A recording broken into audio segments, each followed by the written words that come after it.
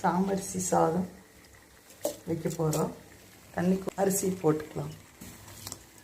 சாப்பாடு வெந்துட்டுருக்குது, இனி வடிச்சிடலாம். ரசத்துக்கு ரெடி பண்ணிக்கிறேன்.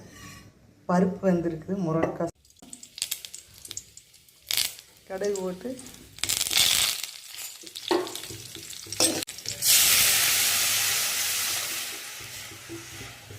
ரசம்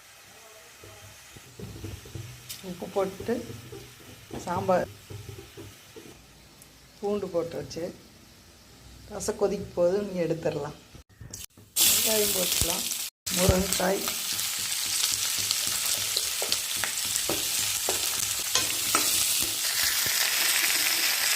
சாம்பார் பொடி உப்பும் போட்டு புளியில் கொஞ்ச நேரம் வேகட்டும்.